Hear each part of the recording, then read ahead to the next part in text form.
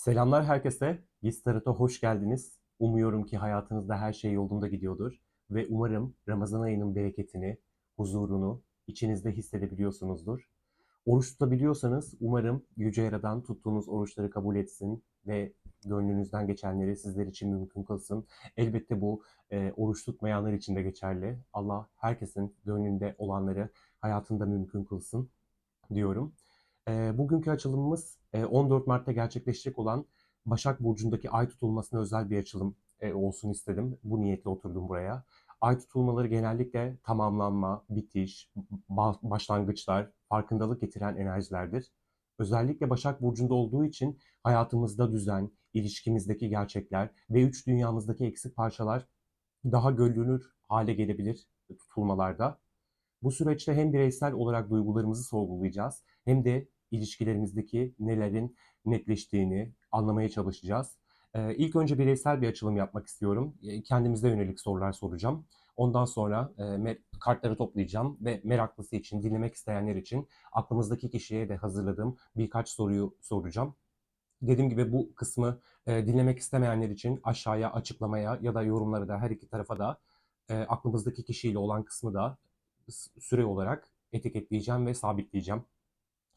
Dilerim herkese şifa olur, en doğru mesajlara ulaşır. Ben buraya oturmadan önce alandan kendi enerjimi çekiyorum ve daima videoyu denk gelip izleyecek olan sizlere en doğru mesajları aktarmaya niyetli oturuyorum. Dilerim bu zamansız açılım sizlere bir farkındalık katabilir ve en doğru mesajları ulaştırabilirim size. Yorumlarda bazı arkadaşlarımız demeyeyim, hali hazırda bir kez başıma geldi. Çok fazla diyormuşum. Doğrudur, haklısınız. Rahatsız oluyorsanız izlemek mecburiyetinde hissetmeyin kendinizi. Çünkü ben video karşısındayken sanırım böyle bir şey oluyor. Kelimelerimi dikkatli seçmeye çalışıyorum, özen gösteriyorum. Kolektif bir açılım, yanlış bir cümle kullanmak istemiyorum. Bir de sanırım bir boşluk anı oluyor ve o boşluğu da e, psikolojik olarak herhalde bir ile tamamlamaya falan çalışıyorum. Öyle bir şey olabilir. Bazı kelimeleri çok fazla tekrar ediyorum. Bunların da farkındayım ama inanın buraya otururken şey diyorum hani daha dikkatli olacağım, daha başka türlü akacak enerji ve ben de doğru kelimeleri aktaracağım. Ama buraya bir oturuyorum, o kartları seçmeye bir başlıyorum. İnanın ben benden çıkıyorum ve hani dünyayla bağlantım kopuyor. Arada dediğim gibi kedilerim sağ olsunlar onların bir gürültüsü falan oluyor. Öyle bir kafamı kaldırıp bakıyorum. İnanın ben olmaktan çıkıyorum açılım esnasında. Dediğim gibi rahatsız oluyorsanız izlemek mecburiyetinde hissetmeyin kendinizi. Burası zaten farkındalık almak isteyenler için oluşturulmuş bir alan. Dediğim gibi rahatsız eminim onların içinden de olanlar vardır ama bir şekilde amaçları mesajı almaya yönelik olduğu için böyle hakarete yönelik şeyler yazmıyorlar yorumlarda deyip lafı da fazla uzatmadan başlamak istiyorum. Açılım zamansızlığa niyetli. Gönül rahatlığıyla niyet alıp dinleyebilirsiniz. İlk önce dediğim gibi bireysel sorgularımıza odaklanıp ilerleyeceğim ve sonra durdurup videoyu diğer kısma geçeceğim. Hemen hali hazırda oluşturduğum sorularla başlıyoruz. Hangi desteleri kullanacağım bilmiyorum ama tabii ki her destelerden alacağım. Tarottan, yardımcı kartlardan. Hemen ilk sorumuzla başlıyorum. Bu tutulma sizin hangi duygusal konularınızı açığa çıkaracak? En doğru mesajlar size ulaşsın. Bu tutulma sizin hangi duygusal konularınızı açığa çıkaracak?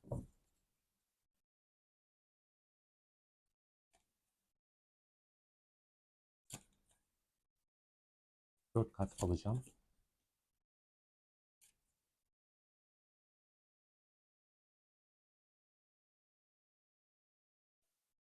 Hangi desteden yardım alayım buraya? Şuradan alayım. Bir adalet vurgusu var ve sanırım burada ilahi adalet bekleyenler için böyle bir gündem tekrar ortaya çıkabilir.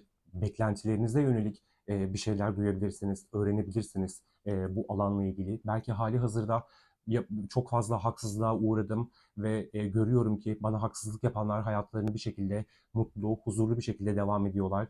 Şans, kader benim yüzüme ne zaman gülecek dediğiniz bir e, durumu açığa çıkaracak olabilir. Bazılarımız için bu sürekli gidip gelen bir partnerle alakalı bir durum olabilir. Belki bazılarımız dediğim gibi bu insan tarafından çok fazla haksızlığa uğramış olabilirsiniz ve sanki bu alandan büyük bir beklentiniz tekrar gün yüzüne çıkacak olabilir. Hâlihazırda bu durum gerçekleşmiyor ve ben bunun takipçisiyim gibi bir konu gündeme çıkacak olabilir. Dediğim gibi bu e, haksızlığa uğradığınız bir alan ve dediğim gibi bazılarımız için de şey de olabilir bu. Ben şu hakkım olanı doğru düzgün savunamadım ya da ne bileyim bir başlatmak istediğim bir potansiyel vardı, bir girişim vardı. Onun peşinden bütün arzularımla, tutkularımla ilerledim. Yani varımı yoğumu ortaya koydum. Dediğim gibi bu alanı gerek duygularımla, gerek maddi imkanlarımla çok besledim ve bu alan bir şekilde benim elimde patladığı dediğiniz bir noktada belki bunu tekrar hatırlayabilir ve bu önünüze çıkacak olabilir tutulma esnasında.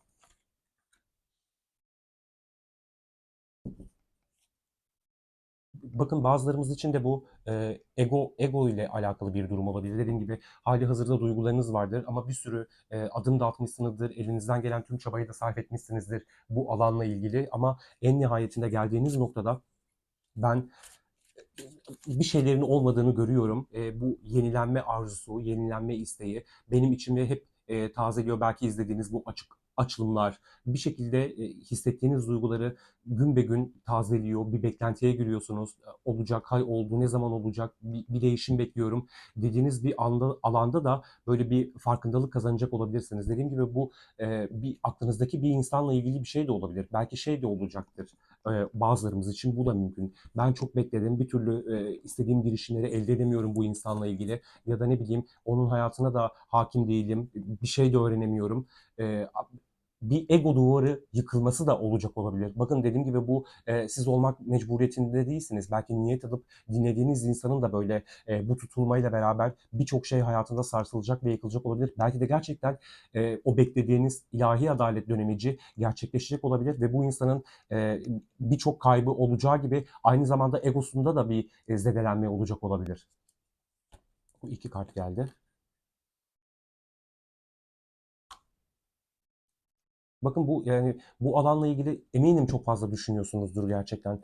O kadar böyle sıkışmış hissediyor olabilirsiniz ki ne zaman olacak, ne zaman olacak dua ediyor olabilirsiniz bu alanla ilgili. Hani başına bir şey gelsin diye değil de artık ben de hak ettiğim değeri göreyim, ne bileyim hak ettiklerimi deneyimleyeyim hayatımdan dediğiniz bir an olabilir ve sanki bu öyle bir tutulma bir şeyleri tetikleyecek ki belki dediğim gibi bu beklentinizden bile vazgeçecek olabilirsiniz. Aa yettiyse yeter artık deyip bambaşka bir alana, bambaşka mutluluklara yelken açacak olabilirsiniz bu tutulmayla birlikte. Duygusal konularınız bu şekilde açığa çıkacak olabilir. Dediğim gibi burada çok fazla haksızlık vurgusu var ve bu dediğim gibi beklediğiniz bir durumla gerçekleşecek gibi görünüyor. Hali hazırda çok fazla düşündüğünüz, çok fazla dediğim gibi dua ettiğiniz, meditasyon yaptığınız, aklınızdan bir türlü atamadığınız bir konuyla ilgili olacak gibi görünüyor. Peki bu tutulmada hangi duygusal yükleri bırakmalısınız?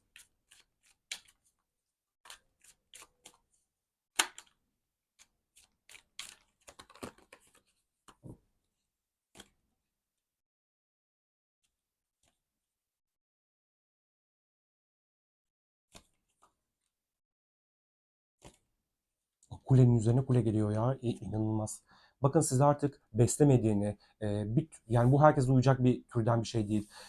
Evet hali hazırda geçmişinizde çok güzel bir birliktelik kurmuş olabilirsiniz ve hiç hak etmediğiniz durumlar yaşamış olabilirsiniz. Bir insanla ilgili, bir durumla ilgili. Belki bazılarınız için ailesel bir meseledir bu. E, illa bir partner, bir eş olmak zorunda değil. Çok kendinizi güvende hissettiğiniz ama artık ne bileyim bu alandan beslenemediğiniz bir alan burası ve hali hazırda siz zaten bu alanla ilgili bir karar vermiş olabilirsiniz. Bu alandan uzakta duruyor olabilirsiniz. Her ne kadar içinizde büyük bir özlem, bir ne derler çekim, o mutlu günleri yaşadığınız, güzel günleri düşündüğünüz bir alan olabilir bu. Ama kartlar diyor ki sana bu tamam evet çok güzel bir şekilde özlüyorsun. İnanılmaz planların var bu alanla ilgili belki hali hazırda. Keşke karşıma gelse şöyle olsa böyle olsa dediğiniz bir alan bu. Ama bir bak bakalım hani burası seni artık besliyor mu, beslemiyor mu? Bu alan gerçekten bitti mi? Burada değişip dönüşecek ve sana tekrar gelebilecek bir mesele var mı? Diyor sanki kartlar. Yani eğer hali hazırda gitmeniz gerekiyorsa bir alandan, daha doğrusu bir alanı terk ettiyseniz ve artık orasıyla bir bağlantınız yoksa acaba özlemek bırakman gereken bir duygu mu? Yani bu evet elbette bizim elimizde değil ama bazen de gönüllü olarak bir şekilde kendimizi bir yere esir edebiliyoruz. Evet zamanında çok güzel şeyler yaşamışızdır. Hayatımızda belki başımıza gelecek çok güzel şeylerin yarısından fazlasını orada deneyimlemişizdir ama geldiğiniz noktada sadece bu bir özlem mi, bir anı mı? Yani sizi bağlı tutan şey belki de buraya artık duyduğunuz özlem duygusudur. Buradan artık senin elde edebileceğin bir şey kalmadı diye olabilir kartlar.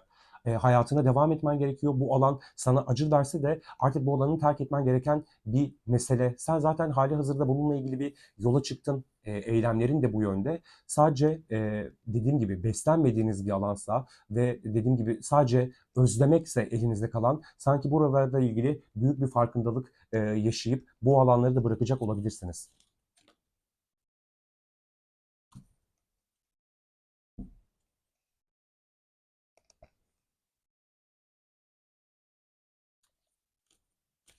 Dediğim gibi çok eşsiz, ben hayatımda boyunca böyle bir şey deneyimlemediğiniz e, bir alanla ilgili. Böyle onu çok eşsiz gördüğünüz, çok ilahlaştırdığınız, belki putlaştırdığınız bir alanla ilgili geliyor bu. Yani birçoğumuz için bir eski bir partner olabilir bu. Bakın cesur olun ve ilk adımı atın diyor. Sanki bu kısım öyle bir şey ki alt taraftaki bakın ya çok güzel geliyor yani çok enerji doğru yerden geliyor yani siz neyi bırakmanız gerekiyor? Bu sizin içinizde bildiğiniz bir şey. Artık bir alan sizi beslemiyorsa o alandan uzaklaşmanız gerektiğini biliyorsanız ve hali hazırda sadece özleme tutunduysanız belki de hayat sizi bu tarafa doğru yavaş yavaş itiyordur. Sanki bir şekilde eninde sonunda bu alanı terk edecek olabilirsiniz. Yani bir şekilde kaçınılma bir sabah bir uyanırsınız belki içinizde o duygular kalmamış, içinizde o durum neyse artık bitmiş olacak olabilir. Ya bu herkesin hoşuna gidecek türden bir şey değil ama sanki hayat bir şekilde sizi oraya doğru itiyor gibi görünüyor. Peki duygusal olarak neyi fark etmeniz gerekiyor?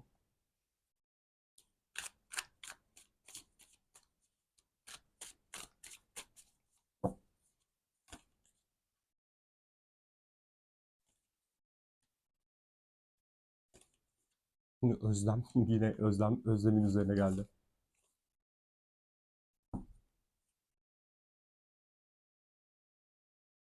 Duygusal olarak neyi fark etmeniz gerekiyor dedik.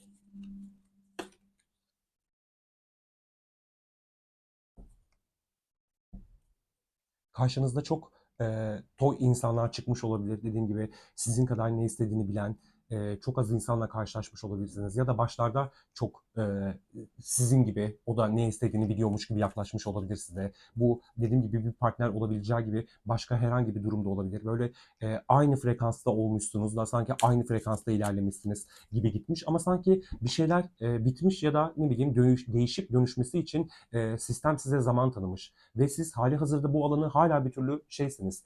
E, Fark ettiğiniz şey özlem duygusu. Yani şey gibi geliyor sanki bunu. Sen bunu o kadar çok düşünüyorsun ki o kadar kafayı taktın. Belki dediğim gibi vakitsiz bir ayrılık gerçekleşti. Belki bambaşka bir durumla zorunda kaldınız bu ayrı kopuşa ya da sonlanmaya. Dediğim gibi değişip dönüşme de olabilir bu. Siz hali hazırda buraya karşı çok fazla bir özlem duygusu çekiyorsunuz. Ama kartlar diyor ki bir kalbinin sesini dinle. Gerçekten istediğin şey bu mu? Gerçekten bunu yüreğinden, kalbinden mi istiyorsun? Yoksa bu alanla ilgili bir beklentin mi var? Bu dediğim gibi bazılarımız için ilahi bir adalettir. Belki uğradığınız haksızlıkların bir şekilde size çok özür dilerim ben sana büyük büyük hatalar ettim. Lütfen beni affet mi? Yani bu kısmı iyi değerlendirmeniz, iyi bilmeniz gerekiyor. Yani bir parasal bir durum da olmuş olabilir. Beklediğiniz bir maddi bir şey vardır bu alanla ilgili. Hali hazırda bunu içinizde e, taşıyor ve bunu büyütüyor olabilirsiniz içinizde. Bakın sanki dediğim gibi artık kaçınılmaz bir şekilde bu durum bir şekilde sonlanmaya ya da tamamlanmaya belki dediğim gibi değişip dönüşüp gelecektir. Belki o beklediğiniz şey neyse parasal anlamda bir şeydir. Belki onlar sizin elinize ulaşacaktır. Belki dediğim gibi bir duygusal bir özür. Ben de seni çok özledim. Ben de seni çok seviyorum. Sana büyük büyük haksızlıklar ettim dediğiniz bir alan. Ama kartlar size diyor ki lütfen sen kendi alanında kendini korumaya, geliştirmeye devam et. Sen çünkü ya, inanılmaz öğretiler aldın, inanılmaz dersler aldın. Şans senden yana her şey istediğin gibi güzel gidecek ama lütfen seni aşağı çeken duygulara ne derler? Bunlardan bir vazgeç, bunlardan bir kurtulmaya niyet et kendini, arınmaya niyet et. Çünkü hali hazırda bir şeyleri çok fazla sorguluyorsun. O kadar zihin çalışıyor ki gerçekten Kafanda hep bir plan var diyor sanki kartlar. Hep düşünüyorsun şöyle mi? Belki de şeydir de bu. Burada özlemden bahsediyoruz evet ama geçmişte olup biten bütün anıları, bütün güzellikleri belki şu an hali hazırda düşünürken şey diyorsundur.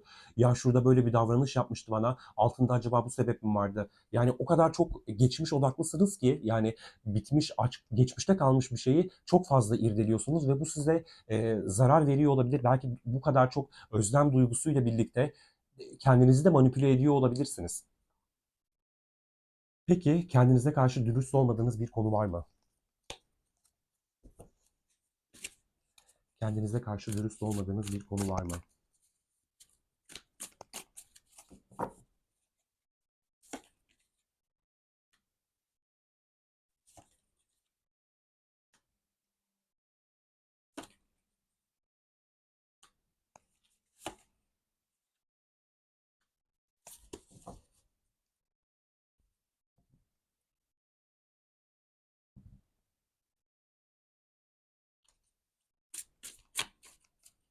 Bakın burada aynı noktaya geri döneceğim. Korkuyorsunuz. Belki adım atmaktan, belki hayatınızı bir şekilde bambaşka bir seviyeye taşımaktan. Birçok şeyiniz olabilir. Yani dediğim gibi bir gönül kırıklığı, bir insandan kaynaklı bir durum olabilir. Lütfen gerçekten isteyip istemediğinizde bir sorgulayın. Yani saplantı geliştiriyor olabilirsiniz. Belki hali hazırda onun size öyle haksızlıklar yapmıştır ki bir şekilde hayatın ondan bu tarafı söküp almasını bekliyor olabilirsiniz. Yani şey demek istiyorum.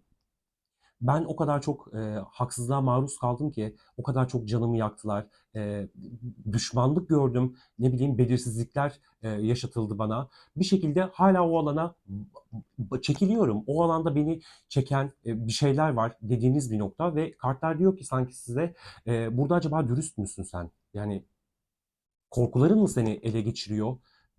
Ne bileyim belki eski travmatik bir durum vardır burada. Sanki sevginizle iyileştirebileceğinizi düşündüğünüz bir alandır hali hazırda. Belki biliyorsunuzdur o insanın bir şekilde size iyi gelmeyeceğini. Korkularınız da olabilir dediğim gibi bu alanla ilgili. Ya ben bu insana o kadar çok çekiliyorum, bu insanı o kadar çok istiyorum ki ama ya değişmediyse, acaba şey de diyor olabilirsiniz. Ya ben hep sorunlu insanlara çekiliyorum, meylediyorum. Sorun yoksa gerçekten bende mi dediğiniz bir alan da olabilir. Yani yani bir şekilde dürüst değilsiniz sanki kendinizde bu alanla ilgili. Dediğim gibi birçok şeyiniz var olabilir ama bir yorgunluk hali söz konusu burada.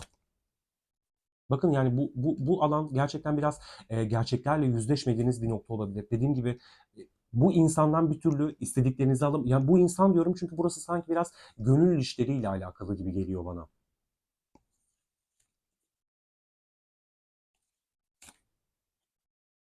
Ya aynen öyle. Bazılarımız da şey diyor olabilir. Evet bana karşı borcu var. Benim şöyle böyle maddi taraf bir şekilde beni zarara uğrattı. Ama kartlar şey diyor. Yani senin gerçekten oradan istediğin şey para mı? Sen hali hazırda bazılarımız için bu geliyor sanki bu yorum. Senin zaten bu paraya ihtiyacın yok gibi bir şey olabilir. Yani e, sanki şey diyor olabiliriz. Buradan bir para beklentisiyle aslında belki size hani sana şu kadar borcum vardı bunu vereceğim sana deyip bir şekilde bağlantısını güçlendirmek. Evet size borcunuzu ödesin ama asıl istediğiniz şey para değil.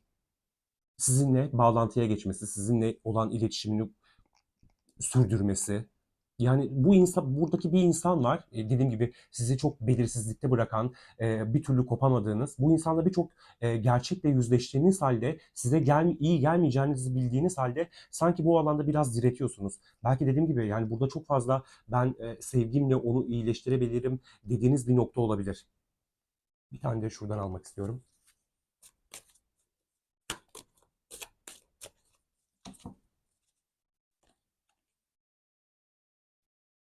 Yani bu insan dediğim gibi bütün korkularınızı çok tetiklemiş olabilir. Deste altında yine bir korku kartı var. Burada da ay kartını da görmüştük. Bütün o korkularınızla yüzleşmekten kaçındığınız, belki hiç onunla birlikteyken ne bileyim uğradığınız bu haksızlıklar, hileler, yalanlar, dolanlar dediğim gibi finansal mevzular neyse sanki siz neden korktukça hayat sizde o insanın onu yansıtmasını sağlamış gibi. Yani aslında siz belki de içten içe biliyorsunuzdur, şüphelendiğiniz bir şey oluyor. Hop bir bakıyorsunuz ki onunla ilgili bir durum gerçekleşiyor. Sanki hayat diyor ki acaba birazcık anlasan mı, öğrensen mi? Sen neyi korkutuyorsan, içinde neden endişe duyuyorsan biz sana bunu yansıtıyoruz ve seni bununla ilgili büyük bir sınava tabi tutuyoruz dediği bir nokta var.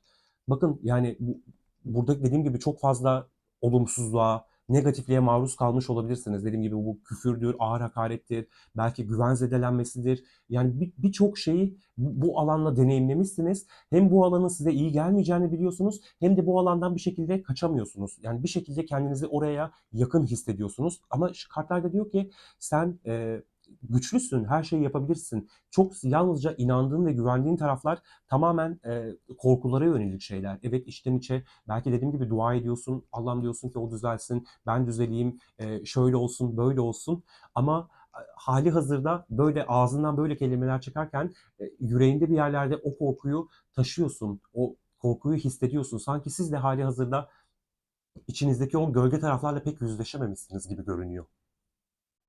Hemen diğer soruma geçmek istiyorum. Başka bir tarot destesi elime alıp. Bu tutulma aşk hayatınızda size hangi farkındalıkları getirecek?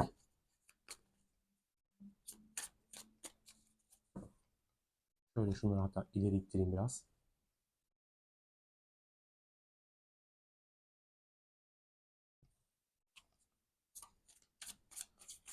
Bu tutulma aşk hayatınızda size hangi farkındalıkları getirecek dedik.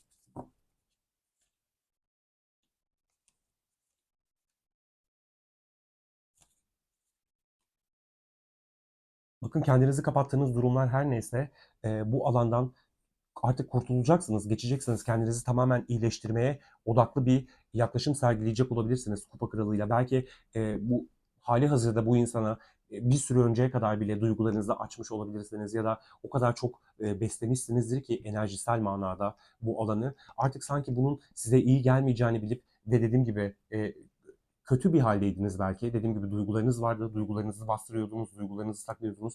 Ama sanki böyle arkadaş ortamları, sevdiğiniz insanlar bir arada olmak sanki biraz bu tutulmayla birlikte dediğim gibi yaşayacağınız bazı yüzleşmelerden sonra tamamen kendi duygularınızı, hislerinizi iyileştirmeye yönelik şeylerde bulunacak olabilirsiniz girişimlerde.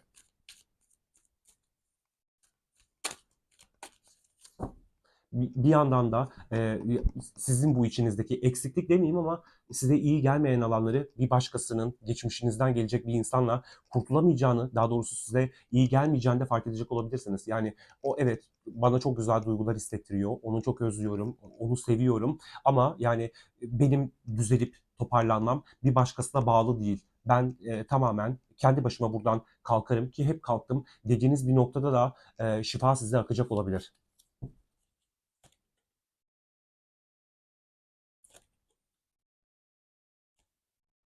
Bakın yani çok dediğim çok güzel geldi ya. Beni tamamen desteklediği kartlar.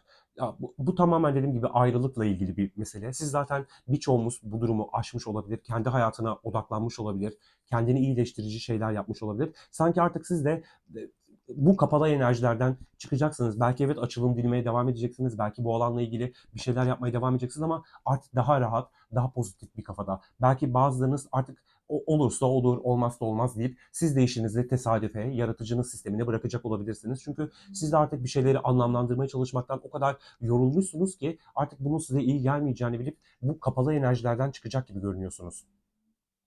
Hatta şundan da bir tane alayım. Bu tutulma aşk hayatınızla ilgili size nasıl bir farkındalık getirecek dedik.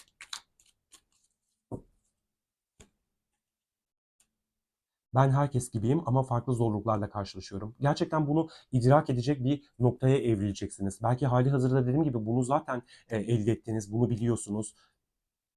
Ne yapmak için burada olduğumu biliyorum. Yani dediğim gibi bu tutulma gerçekten öyle duygular, öyle hislerinizi uyandıracak, açığa çıkartacak ki sizde artık bu durumu tamamen yani siz de salacaksınız ya. Çok öyle görünüyor. Evet diyeceksiniz ki ben de inanılmaz zorluklarla karşılaştım ama yani hali hazırda biliyorum ki ben farklıyım. Ben bu durumu daha başka bir şekilde aşacağımı biliyorum. Çünkü en kötüsü geride kaldı dediğiniz bir anmış sanki bu. Belki dediğim gibi şifayı çok önceden almaya başladınız. Kendinize iyi gelecek alanlara çok önceden ne derler atılımlarda bulursunuz. O eski halinizi belki Ataletinizi kırdınız ya. Burada çok öyle bir enerji var.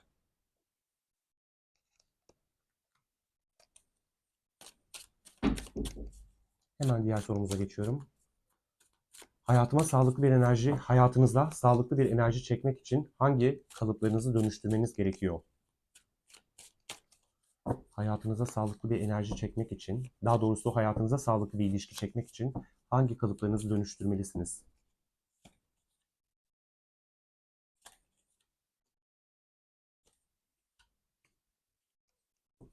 Bakın dediğim gibi şifa enerjisi sizde çok önceden akmaya başlamış olabilir, tazelenmeye başlamış olabilirsiniz. Hali hazırda hayatınıza biri girdiği zaman yani belki çok kolay girmiyordur, belki siz duygularınızı çok rahat bir şekilde açamıyorsunuz. Çünkü o duyguyu hissedemiyorsunuzdur. Yani ben öyle kolay kolay aşık olmam ama aşık olduğum zaman da ne derler inanılmaz bağlanırım dediğiniz bir nokta ile ilgili bir şeyleri dönüştürecek olabilirsiniz. Çünkü geldiğiniz noktada e, en başlarda hep açılımlar yapıyoruz. Çok ne derler kupa kraliçesi böyle bütün duygularını veren insanken artık dediğim gibi geçmiş tecrübeleriniz yüzünden daha analitik, daha böyle zeka çalıştıran, belki dediğim gibi gardını kolay indirmeyen bir insana dönüştünüz. Ve kartlar da diyor ki size bu noktada dönüştürmen gereken şeylerden biri de bu bağımlı olma durumun. Evet isteklerin var, arzuların var. Dediğim gibi tazeleniyorsun da hayat sana benzersiz olanaklar, sürprizler de çıkartacak. Dediğim gibi bazılarımız için bu şeydir, geçmişinden gelen bir insandır. Onunla ilgili bir döngünüz bitmemiştir, tamamlanmamıştır. Almanız gereken dersler vardır. Belki hali hazırda ayrı geçirdiğiniz süre boyunca bunları öğrenmiş, bunları algılamış ve tamamen sizi dönüştürmüş olabilirsiniz ama yine burada bir şeytan kartıyla bir vurgu var. Gerçekten bu bağımlı hali bir türlü önlenemez istekleri, arzuları dönüştürmen gerekiyor olabilir. Belki dediğim gibi hali hazırda geçmiş benim için tamamen geçmişte kaldı. Hayatıma yeni gelen insanlarla birlikte ben de değişmeye, dönüşmeye çalışıyorum. Hatta dönüşüyorum da bir şekilde hayat sizi daha keskin, daha acımasız bir insan yapmış olabilir. Artık eyvallahınız olmamış olabilir. Çünkü dediğim gibi öyle güzel duygularınız biri tarafından öldürülmüştür ki, törpülenmiştir ki kartlar da diyor ki sanki size herkes bir değil, herkes aynı değil. Sen de aynı şeyleri yapmak zorunda değilsin. Lütfen gölgelerinle yüzleş. Dönüştürmen gereken alanları iyi bil, iyi tart. Yani bu tazelenmeyle birlikte daha acımasız, daha eyvallahsız bir insana dönüşmek zorunda değilsin. Çünkü herkes bir değil, herkeste çıkacağın yol, yürüyeceğin adımlar bir olmak zorunda değil.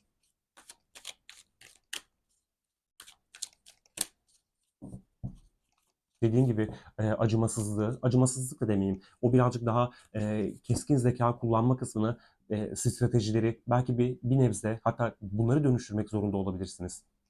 Şeytan kartıyla bağımlılıklarınızın sizi böyle aşağı çeken duyguların üstüne peşine gitmeniz gerekiyor olabilir. Kendimi seviyorum, kendimi herkesin içinde görüyorum.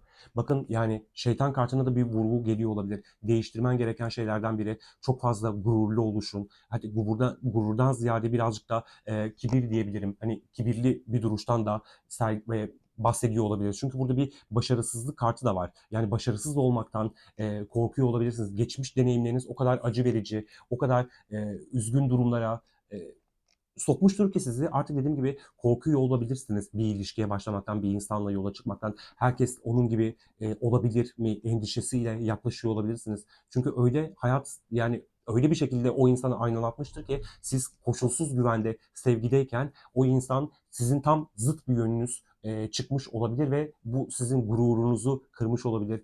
Mutlu ilişkilere, mutlu, başarılı adımlara olan inancınızı derinden sarsmış olabilir ama kartlar diyor ki her şey mümkün. Sen de tazelen, sen de güzel enerjilerde ol ki hayat sana güzel şeyler sunabilsin diyor olabilir kartlar. Peki geçmişten gelen ve artık kapanması gereken bir ilişki dinamiğiniz var mı?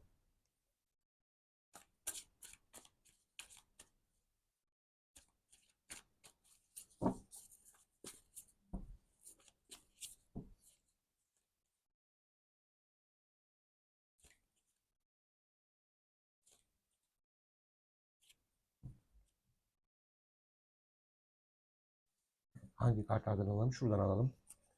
Geçmişten gelen ve artık kapanması gereken bir ilişki dinamiğiniz var mı?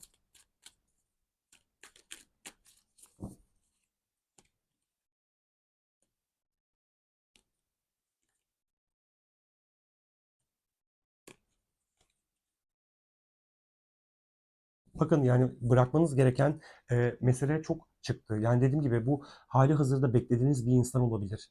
Geçmişinizde sizin arkanızdan iş çevirmiş, size güvensizliği hissettirmiş bir insan olabilir. Şu an aranızda bir iletişim olmayabilir. Bazılarımız için vardır ama bir güveniniz kırılmış olabilir. Yani bu tamamlanmamış bir mesele olabilir. Çünkü hali hazırda buradan bir duygu bekliyor olabilirsiniz. Bazılarımız için bu yepyeni bir aşk da olabilir. Şu yani biri vardı hayatımda, o insanla olmadı ve ben de iyileşmeme odaklandım. Gönül ilişkilerine ara verdim. İkili ilişkilere ara verdim. Yani ne bileyim doğru düzgün arkadaşlarımla bile konuşmuyorum. Bir şekilde düşünüyorum dediğiniz bir insan olabilir. Bazılarımız için bu bir evlilik birliği içerisinde olduğunuz bir insandır. Belki hali hazırda aynı çatı altında yaşıyorsunuzdur ama çok fazla çatışmışsınızdır.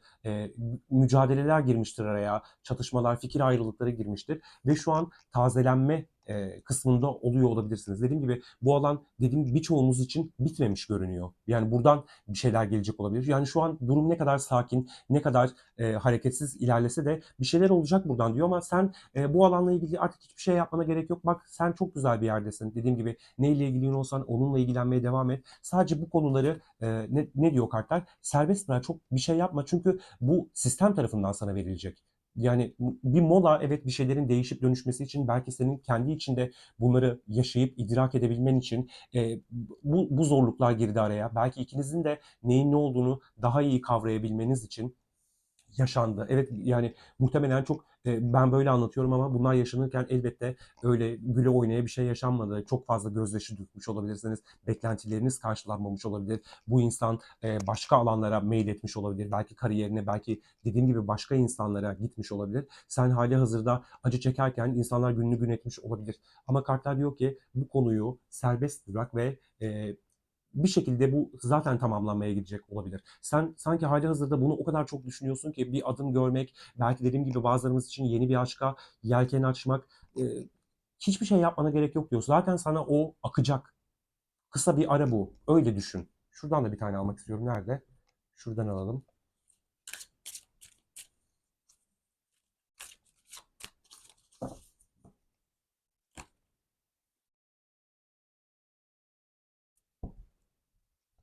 Bu deste değil de diğerinden alacaktım ama şuradaymış, pardon.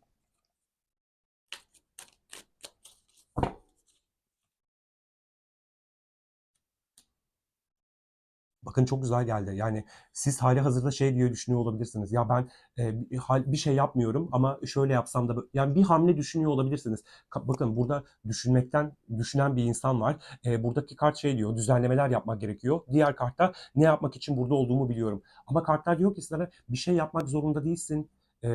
Sorumuz neydi? Geçmişten gelen ve artık kapanması gereken bir ilişki dinamiği var mı? Yani bırakmanız gereken şey çok fazla adım, hamle yapmak olabilir. Bakın bir değişim yaklaşıyor. Hiçbir şey hareket etmeden büyüyemeyeceği veya gelişmeyeceğini anlıyorum. Çok doğru. Yani siz hiçbir şey yapmak zorunda değilsiniz. Bir şeyler olacak, dediğim gibi bu yalan söyleyen, arkanızdan iş çeviren bir insan olabileceği gibi e, mücadele etmesi gereken bir alanken mücadele etmemiş de olabilir ve siz bir şekilde düşünmekten, hamle yapmaktan, kartlar diyor ki sana hiçbir şey yapmak zorunda değilsin. Bir ilişki, bir insanın tek taraflı çabalamasıyla olmayacak. O mola verdiyse sen de mola ver. Çünkü burada güzel bir kapı açılacak.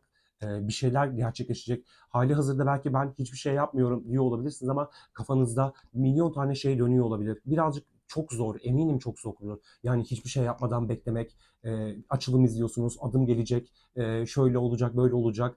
Mesajları alıyorsunuz, görüyorsunuz, işaretler alıyorsunuz, rüya görüyorsunuz.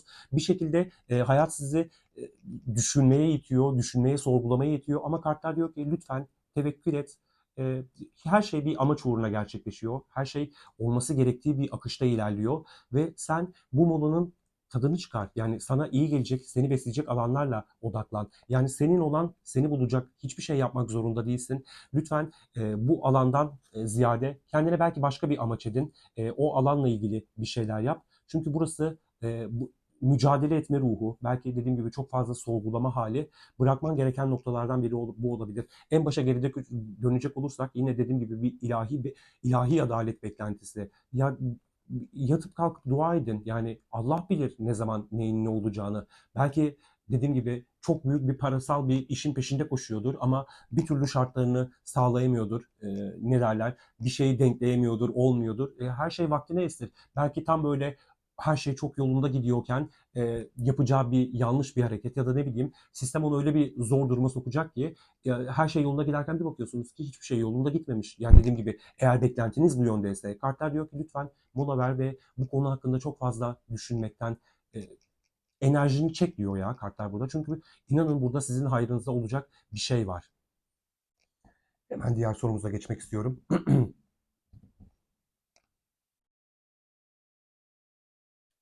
Bu tutulma size hangi ruhsal büyüme fırsatlarını sunuyor?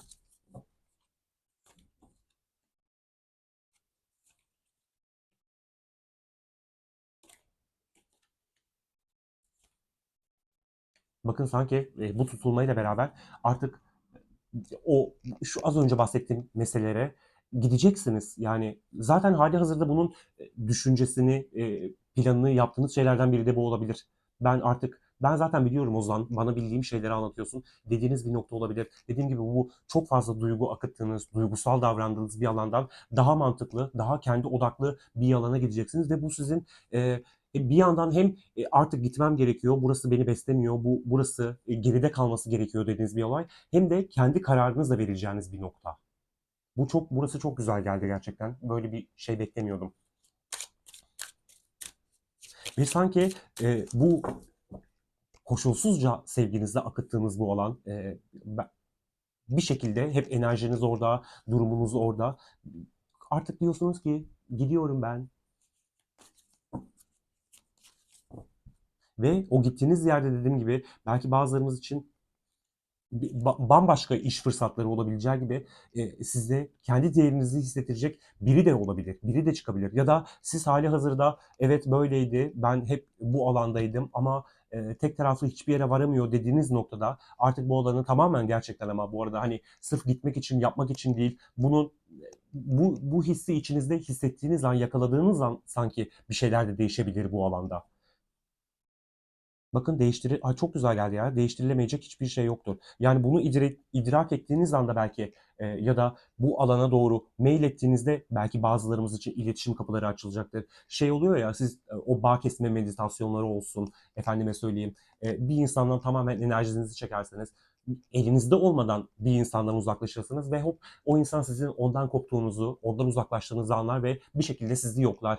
Ya ne yapıyorsun görüşemedik uzun zamandır falan. Yani böyle sanki böyle bir şey de olabilir bu. Elinizde olmadan da uzaklaşacak olabilirsiniz. Sanki bazılarımız için böyle bir an gerçekleşirken bazı şeylerde uyan. Ya dediğim gibi siz ruhsal olarak sizi besleyecek alanlara meyledeceksiniz ve bu bazılarımızın seçtiği ve beslendiği bir alan olacak. Yani bu bazılarımız için bir hayvana yardımdır, ne bileyim hali hazırda zaten sokak hayvanlarına iyi davranıyorsunuzdur, besliyorsunuzdur. Dediğim gibi size değer katacak bir alana kendi kararlarınızla birlikte ilerleyeceksiniz. Buraya ne alayım?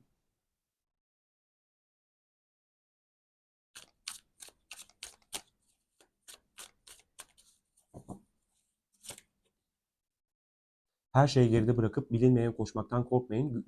Çok öyle bir alana gidiyorsunuz ya. Daha ne seçeyim ki bu kartın üzerine?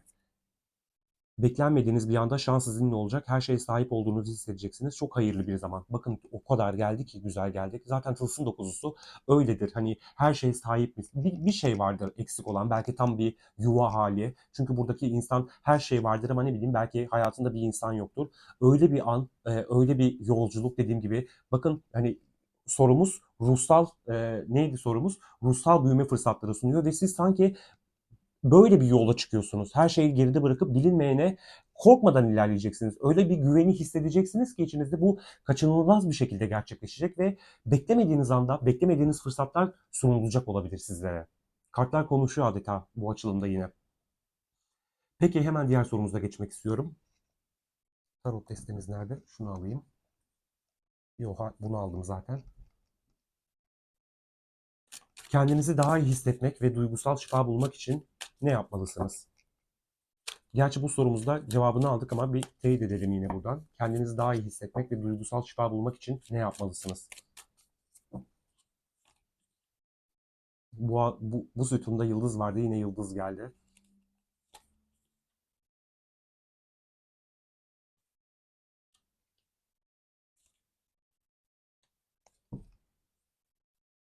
Planladığınız, düşündüğünüz, yani her şey belki de olmuştur bazı şeyler. Belki de olmadı. Hali hazırda bir şey düşünüyorsunuzdur. Bu alanla ilgili hayalleriniz vardır. Belki biraz çekişmeli olacak, belki mücadele edeceğim bir alan olacak dediğiniz bir mesele olabilir burası. Ama burası o kadar açık ki lütfen kartlar diyor ki hayal ettiğin bu birazcık illa sevgi anlamında değil, gerçekleştirmek üzere olduğunuz o hayallerinize inanın ve bunlar için mücadele etmekten asla geri durmayın diyor kartlar sanki size. Bu alan size o kadar iyi gelecek, sizi o kadar tazeleyecek ki belki dediğim gibi bir planınız var, düşündüğünüz bir şey var. Hayata bir türlü geçiremiyorsunuzdur. Yani şöyle bir şey olsa diyorsunuzdur. Yani şunu gerçekleştireyim öyle olsun. Ya da çok emin olamadığınız bir an öyle bir tutku bir şey hissedeceksiniz ki içinde. Ben bunu seçtiğim an tazeleneceğim, yenileneceğim. Bu alan beni çok iyi besleyecek dediğiniz bir anda artık dediğim gibi Kılıç Kraliçesi geldi. Bu çok fazla düşündüğünüz ve mantıklı adımlar attığınız bir alan ama dediğim gibi çatışmalardan da uzak durduğunuz bir mesele bu. Ama kartlar diyor ki hayallerinin peşinden git ve bu alan inanılmaz iyi gelecek sana.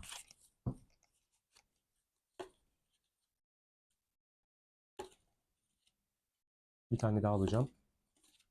Bakın yani dediğim gibi e, bu yine bazılarımız için alt tarafta da mücadele kartı. Bazılarımız için hep diyorum aklımızdaki kişiler yüzünden de olabilir. Bu duygusal bir yola belki atıyorum aynı şehirde yaşıyorsunuz. İkiniz de Ankara'dasınız.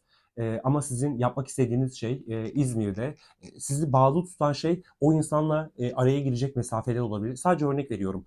E, Bir şekilde o mücadele ruhunu sizde iyi geleceğinizi bildiğiniz halde bir türlü harekete geçmediğiniz bir mesele bu. Yani başınıza kötü bir şey geleceğinden ya da ne bileyim elinizdeki imkanlardan olacağını da düşündüğünüz bir mesele olabilir. Çok yani belki hali hazırda bazılarımız bununla uğraşıyordur, ilgilendiği bir alandır ama e, içinde bulunduğu sıkışmışlık hali, duygusal yükleri yüzünden bu alanla ilgili bir şeyler de yapmıyor olabilirsiniz. Evet, eskiden çok iyiydim.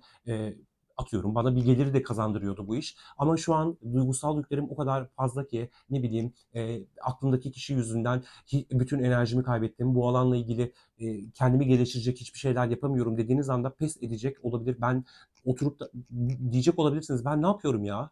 Benim hayallerim var, benim hedeflerim var, ulaşmak istediğim noktalar var deyip enerjinizi kendinize tekrar çağıracak olabilirsiniz bu alanla ilgili ve size bu iyi hissettirecek, iyi hissettirmeyle birlikte şifayı da hissedeceksiniz ve sanki o hayalleriniz için mücadele etme ruhuna gireceksiniz, bulanacaksınız. Hemen diğer soruma geçmek istiyorum. Önünüzdeki süreçte nasıl bir yol izlemelisiniz?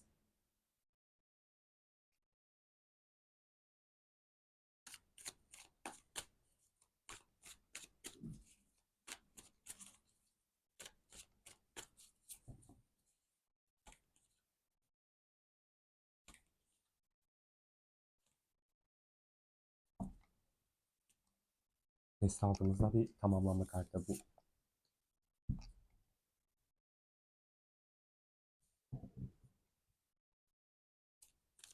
Bir kere çok kendinize güvenmeniz, kartal sanki size biraz kendinize güvenmenizden bahsediyor. Dediğim gibi çok sözüne inandığınız, güvendiğiniz insanlardan destek almaktan korkmayın. Bir şekilde hakkınız olanı aramaktan korkmayın. Siz zaten içinizde biliyorsunuz bunu. Size neyin iyi gelebileceğini, hangi alanları besleyebileceğinizi. Bir taraftan da bir kararsızlık hali söz konusu. Kartlar diyor ki kararsız kalmana gerek yok. Sen bu alanla ilgili yeterince tecrübeye sahipsin, yeterince birikmişliğin var. Dediğim gibi öğrendiğin şeyler var. Belki dediğim gibi imkanın da var. Ama bir yandan da acaba başarılı olabilir miyim? Acaba şöyle olur mu diye düşündüğüm bir durum da söz konusu. Bu ikili hali yaşamaktansa sevdiğin, güvendiğin insanlara, sana gerçekten ön ayak ucak olan insanlara danışabilirsin. Onların fikrini alabilirsin. Baktığın o insanlar da seni ne derler söyledikleriyle, anlattıklarıyla tatmin etmiyor. O zaman birazcık içine kapıl ve neyi nasıl yapabileceğine odaklan. Yani kararsızlıktan ziyade e, artık bir karar ver diyor kartlar. Yani çok net geldi burası da. Kararsızlık yaşama ve dediğim gibi sözüne güvendiğin, inandığın insanlardan fikir al. Ya da bir içine dön, içine dön. O içinde dediğim gibi çevrenden de yardımını al. Danıştığın insanlardan da fikirlerini al. Sen zaten ama içinde nasıl bir adım atman gerektiğini, nasıl bir yol izlemen gerektiğini biliyorsun. Yeter ki bu ikililik durumundan çık diyor kartlar.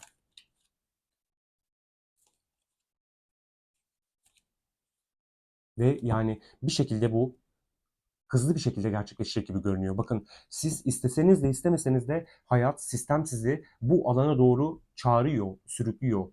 Yani hali hazırda içinizde biliyorsanız bu alan nasıl bir yerde sizin için canlanacak, tezahür edecek. Burası sanki sizi davet ediyor.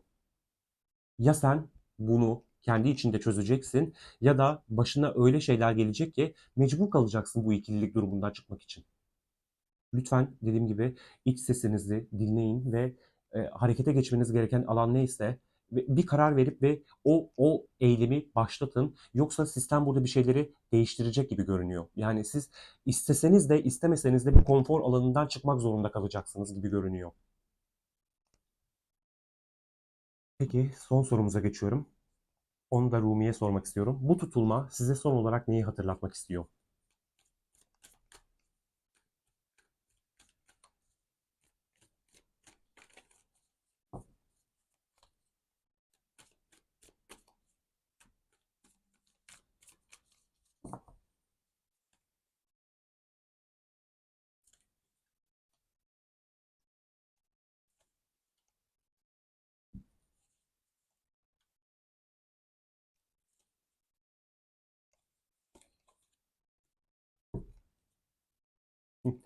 Geldik mi yine aynı noktaya?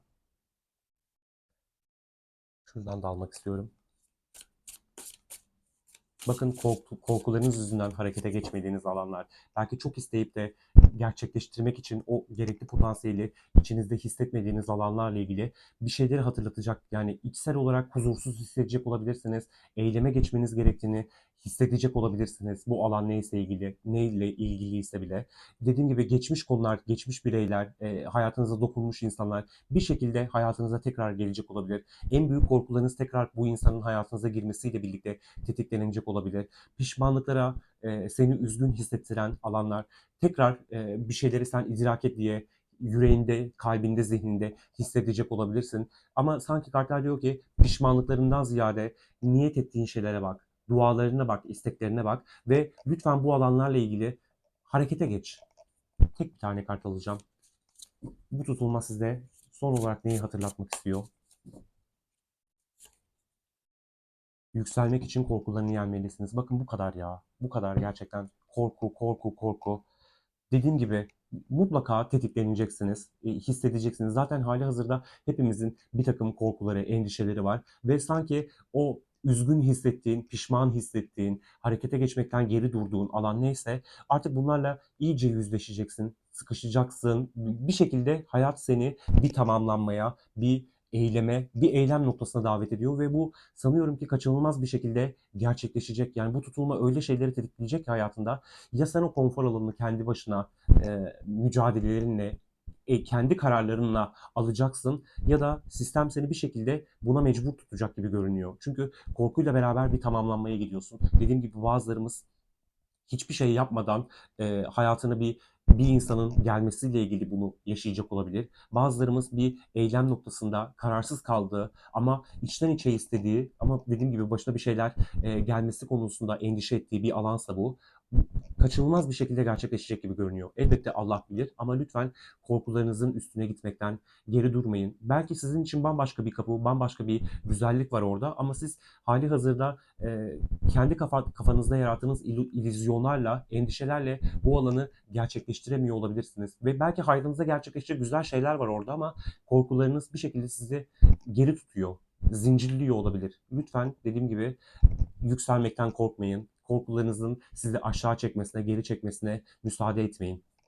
Son olarak bir tane de Lenormand'dan destek almak istiyorum.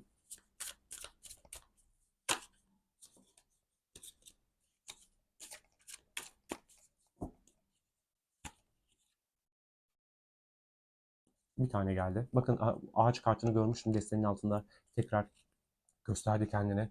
Birçoğumuz için saklanan meseleler ortaya çıkacak olabilir. Belki bazılarımız için çıkmayacaktır. Bazı şeyler de öyle bilinmeden kalmalı gerektiği sistem bizde anlatmaya çalışıyordur ama bana o içinizde sakladığınız, kimseye anlatmaktan korktuğunuz durumların birazcık sizin yerleşmiş inançlarınızla ilgili olduğunu da söylüyor. Yani ağaç kartında güzel güzel duygularımız vardır, sabitlik vardır, inançlarımız, değerlerimiz vardır. Dediğim gibi bunlarla sınanacak, bunlar tekrar gün yüzüne çıkacak olabilir. Bakın ağaç kartının altında da bir yolculuk kartı var. Dediğim gibi belki ağır süreçler yaşadınız, çok üzüntülü anlar yaşadınız, ağır karmalar son yıllarda gün yüzüne çıktı ve dediğim gibi bu sizin karmanızda olabileceği gibi niyet ettiğiniz bir insanın belki evlilik bağı kurduğunuz, belki sevgilinizin yaptıkları yüzünden siz de bir şeylerle sınanmış olabilirsiniz. Sanki bu durumlardan kurtulabilmek adına e, ilerlemen gerekiyor. Korkularınla yüzleşmen gerekiyor. Kimselere anlatmadığın o sırlarınla kendi içinde çözüp harekete geçmen gerekiyor diyor olabilir kartlar size. Oh, böyle bir açılımda umarım en doğru mesajları aktarabilmişimdir size sizinle ilgili bireysel kısımda diyorum ve durdurup hemen aklınızdaki kişiyle ilgili olan kısma geçmek istiyorum. İzlediğiniz için teşekkür ediyorum. Merhaba tekrar. Şimdi aklımızdaki kişiyle olan ilgili olan kısma geldik. Umarım en doğru mesajlar buradan da sizlere ulaşır. İlk sorumla başlıyorum hemen. Onun hayatında şu an neler oluyor? Gündeminde neler var?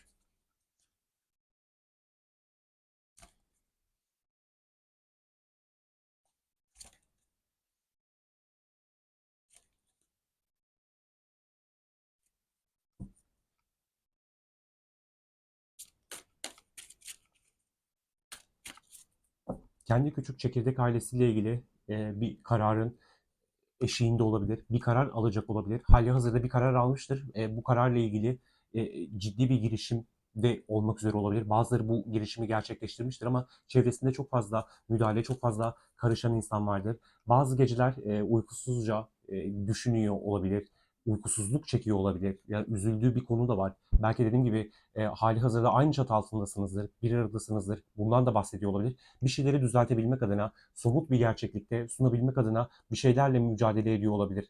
Şartlarını iyileştirmek, güzelleştirmek için. Ama size yansıtmadığı bir durum, dediğim gibi bir aradaysanız üzgün olduğu, üzgün hissettiği, eğer haberiniz yoksa bile hani dışarıdan çok mutlu, çok keyifli, aldığı kararların arkasında duran bir insan gibi görünüyorsa iş dünyası birazcık daha farklı şeylerden bahsediyor bize kartlar. Bakın yani çok fazla hayal kuruyor olabilir. Dediğim gibi bu bir iş girişimi olabilir. Belki bazılarımız için bir teklif, bir seçenek, bir düzgün bir duruma ilerletebilmek adına bir şeylerle uğraşıyor görünüyor. Ama sanki hayaller birazcık daha hayaller boyutunda ve daha sağlıklı, daha somut bir planı yokmuş gibi görünüyor. Hali hazırda her ne kadar böyle görünse de hedefine ulaşmak için çok az kaldığını anlatıyor bize kartlar. Evet, doğru düzgün bir planla ilerlemiyor belki ama hedefine ulaşacak gibi görünüyor. Dediğim gibi bu uykusuz gecelerin, üzüntünün hissettiği alanların içerisinde hedefine ulaşacak gibi görünüyor. Bir tane destek almak istiyorum buraya. Yapmak bakın yani sanki kartlar bir yandan da şey diyor. Evet sen çok düşünüyorsun. Belki hali hazırda önüne güzel bir fırsat çıkacaktır. Güzel bir mesele olacaktır. Ama o kadar daha düşünce boyutunda ki eyleme geçmemiş olabilir. Hala o kararsızlığı yaşıyor olup ve bu kararsızlık altında üzülüyor olabilir. Ve bazılarımız için bu elbette bir gönül ilişkisi de olabilir. Belki atması gereken bir adım, eyleme geçmesi gereken bir durum vardır. Belki burada sizden bahsediyordur. Ama şu an hali hazırda o öyle bir şey yapmıyordur ki o kadar çok ne derler plan kısmındadır ki hayallerini gerçekleştirmek için somut adımları atmıyordur diyebiliriz. Peki size karşı ne hissediyor diyelim şu destemize de. Size karşı ne hissediyor şu an anın enerjisinde? Tutulma ile ilgili daha sormuyorum.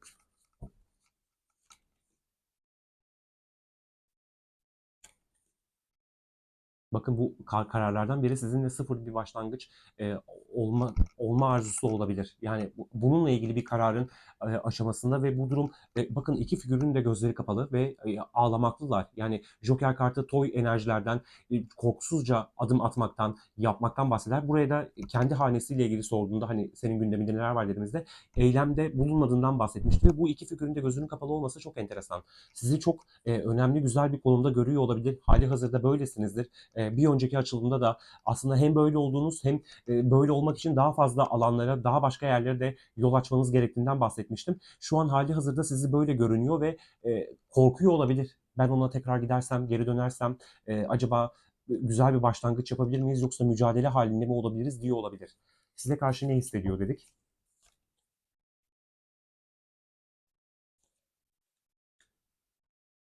Çok gizemli, çok habersiz görüyor olabilir sizi Aziz'de kartıyla burada. Çok spiritüel bir alanda olduğunuzu düşünüyor olabilir. Dediğim gibi Aziz'de de böyle hem ikililik durumundan bahseder hem kapalı bir kutudur o. Hiç bilgi alamıyor olabilir sizin hakkınıza. Sizi düşündüğü zaman bir kere pişmanlıktan bahsediyor, üzüntü halinden bahsediyor. Burada çok ne derler? Karmaşık bir insan var şu an. Dediğim gibi eğer geçmişinizde size kötü şeyler yaşattıysa, kötü deneyimlerden geçtiyseniz bu başlangıçla ilgili eyleme geçemediği, uykusuz kaldığı durumlar bununla ilgili olabilir. Sizi ama dediğim gibi hem kapalı bir kutu olarak görüyor hem de hali hazırda o hayatında her şeye sahip, o mükemmel, o çok güzel, o çok yakışıklı dediği bir noktadan geçiyor. Size karşı ne hissediyor dedik. Bakın yani ikisinde de bir gece teması var. Burada da yine bir gece teması vardı. Dediğim gibi sizin çok eşsiz bir insan olduğunuzu düşünüyor. Çünkü Tılsım 9'lusundan şimdi bahsettim ve üzerine eşsiz kartı geldi. Ayrı geçirdiğiniz bu süre zarfı boyunca ya da dediğim gibi hala bir aradasınızdır ama bir gizemli haliniz vardır. Eskisi gibi iletişiminiz yoktur. Bir şekilde sizi güzel görüyor ve güzel gördüğü yetmiyormuş gibi sizinle ilgili büyük bir aydınlanma yaşıyor olabilir. Bu aydınlanma ona size söyledikleri, söyleyemedikleri konusunda büyük pişmanlıklar, büyük bir üzüntü hali getiriyor olabilir. Size karşı ne hissediyor dedik. Şu desteden de almak istiyorum.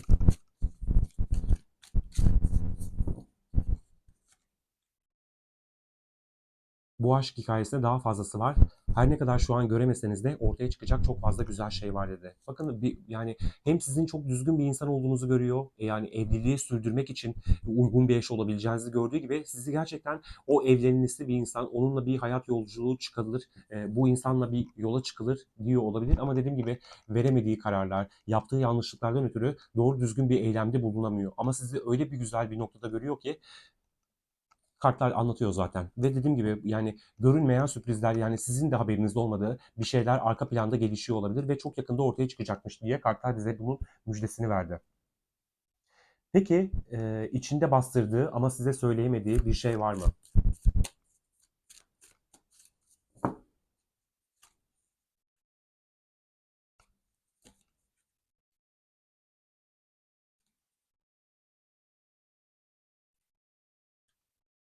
Oo, çok güzel geldi ya. Bakın sanki burada iletişim kurmak çok istiyor.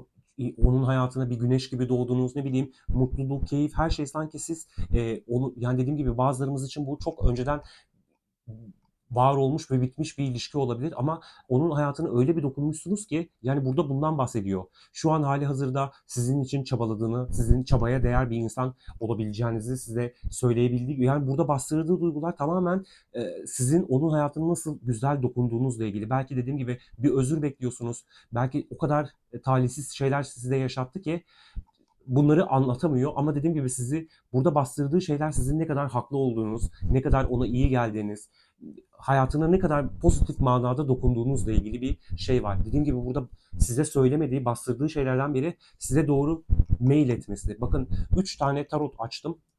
Kendi hayatı dedik. Size karşı ne hissediyor dedik. Bu araba kartı var. Yine bir başlangıç, bir eyleme geçme enerjisi var. Ve burada da bir araba kartı var. Yani sizinle bir yola çıkmak istiyor tekrar. Yani kararını sizin için çabalamak olduğunu, iletişim kurmak, her şeyi bunları gizli planda tuttuğundan bahsediyor. Yani burada bastırdığı şeylerden biri onun hayatına ne kadar iyi geldiğiniz ve bunun için tekrar çabalaması gerektiği fikrinde ve bilincinde bir insan var. Alt tarafta da bir İmparator kartımız var. Onun altında da Kılıç Şövalyesi var. Dediğim gibi bu insan ansızın çok hızlı bir şekilde tekrar hayatınıza girmenin yollarını arayacak olabilir. İmparator kartı hem biraz bize benim dediğimdir enerjisi verir hem de artık hayatının direksiyonuna geçip ben bu insanı istiyorum, bu saçmalıklar geride kalmalı dediği bir enerjiden de bahsediyor olabilir. Size karşı bastırdığı ama size söylemediği bir şey var mı dedik.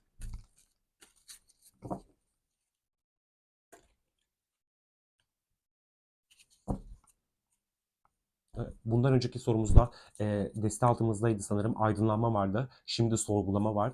Dediğim gibi sessizliğinizi o da sürdürüyor olabilir. Bu alanda çok sessiz kalıyor. Yani sizin davranışlarınızı size aynalıyor olabilir. Aynalamaktan ziyade aynı şekilde taklit de ediyor olabilir sizin davranışlarınızı. Neredeydi? Şu desteden de bir tane almak istiyorum. İçinde size karşı bastırdığı, söyleyemediği bir şey var mı dedik.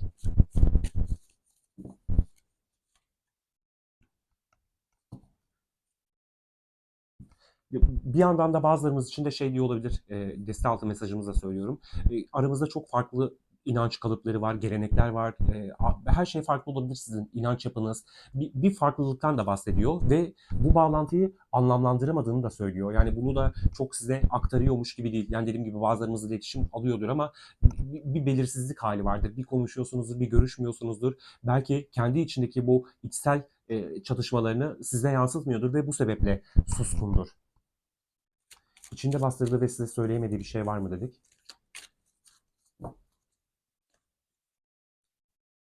Sevgi enerjisinde yaşamın kararlılığını test ettiğimi fark ediyorum. Bakın korkuyor ve kararsızlığını zaten bir şekilde açılımlardan öğreniyorsunuzdur. Dediğim gibi bu kadar seven bir insan niye adım atmıyor? Ama bir yandan da bir yeşil ışık bir şeylerini görüyor olabilirsiniz. Kararsızlığını bir şekilde size yansıtmıyor olabilir. Bu kararsızlık ama şey hali bence. Bu kadar onun hayatına güzel dokunduktan sonra ve muhtemelen hayatı şu an pek de istediği gibi gitmiyor. Dediğim gibi türlü zorluklarla karşılaşıyor olabilir. Onun hayatına tekrar güzel bir şekilde dokunacak mısınız? Ona verdiğiniz o iletişimin karşılığını verebilecek misiniz? Bunları sorguluyor ve bunların ikiliğini yaşıyor olabilir kendi içerisinde ve size yansıtmadığı durumda bu olabilir. Dediğim gibi hem başka bir alana mail etmenizden korkuyor olabilir ya da onun hayatına tekrar dokunmayacağınızdan, onun için çabalamayacağınızdan endişe eden bir hali de elbette olabilir. Peki hemen tutulma ile ilgili sorumuza geçmek istiyorum. Tutulma onun size karşı olan bakış açısını nasıl etkileyecek?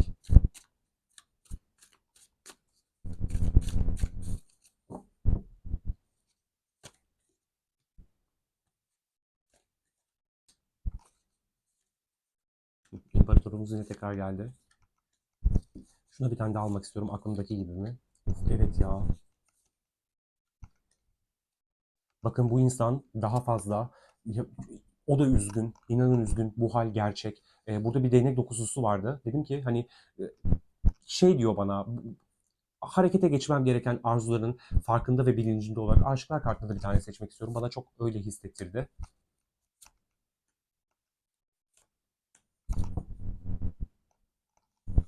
Evet, sanki bu zaman olayını artık daha fazla beklemeyeceğim. Ben bu alanla ilgili ne derler eyleme, harekete geçmem gerekiyor dediği bir nokta var. Bakın dediğim gibi hala bir kararsızlık barındırıyor olabilir ama tutulma onda öyle şeyleri tetikleyecek ki ben bu ne derler ördüğüm duvarları, bu belki engeller vardır, belki engeller kalkacaktır. Bundan bahsediyor çünkü burada da ben daha fazla harekete geçmezsem, daha fazla bu alan için uğraşmazsam, duygularımı açmazsam bu duygular beni yiyip bitirecek dediği bir enerji söz konusu. Çünkü üzgün görünüyor ya. Yani size yaptıklarından, pişmanlıklarından ötürü bu setleri çekmiş olabilir. Ben nasıl duygularımı tekrar anlatacağım? O benim samimiyetime inanacak mı? Bunları sorguluyor. Bakın yani bütün figürlerin gözleri kapalı. Bu sadece zaman olanda açık.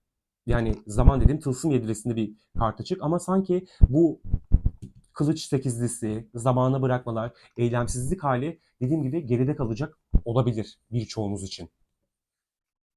Çünkü hali hazırda bu insan acı çekiyor, üzgün ve bu üzgünlük tamamen onun kendi yaptığı eylemsel dürtüleri yüzünden belki. Belki aldattı, belki arkanızdan iş çevirdi, belki hiçbir şey yapmadı. Öyle sebepsiz yere bir ayrılık yaşadınız, bir inat uğruna bunu sürdürdü. Çünkü sizden beslenmeye, sizden adım görmeye, eylem görmeye alışkın bir insan olmuş olabilir ve sizin de ona karşı ördüğünüz setler, sizin de artık uğraşmama haliniz onu sorgulatarak duygularını açmayı teşvik edecek olabilir.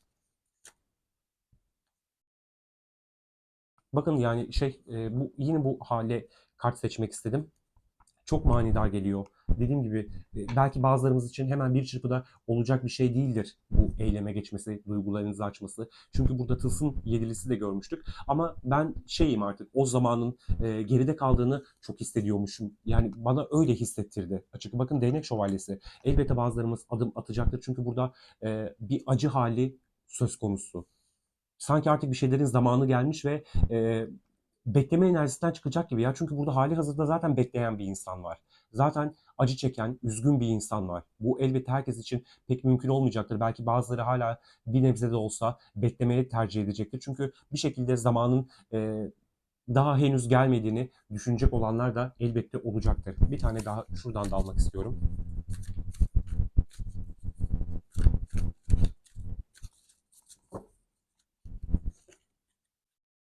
Çünkü bakın yani ne kadar koşulsuz sevgini, ne kadar kimse gibi olmadığınızı fark etmiş bir insan var burada. Yani dediğim gibi bu eylem konusunda belki bazıları hemen harekete geçmeyecektir, temkinli yaklaşacaktır ama uyanışlarından biri bu. Belki de halihazırda ben birazcık daha üzgünüm, acı çekiyorum, ona da yanlış şeyler yaptım. Bana bir gelse de ona duygularımı açsam, onu ne kadar çok istediğimi, onun için ne kadar çok dua ettiğimi ona aktarabilsem dediği bir enerji. Yani bunu eyleme geçmesindense bunu da sorgulaması güzel bir şey. Ama dediğim gibi bazılarımız gerçekten doğru düzgün eylemler alacak olabilir. Çünkü burada duyguları taşmış, coşmuş bir insan var. Değnek şövalyesi her zaman güven vermez bana ama en azından bir hareket, bir eylem enerjisi var en azından. Peki bu tutulma onun sizinle olan ilişkisinde neyi fark etmesini sağlayacak?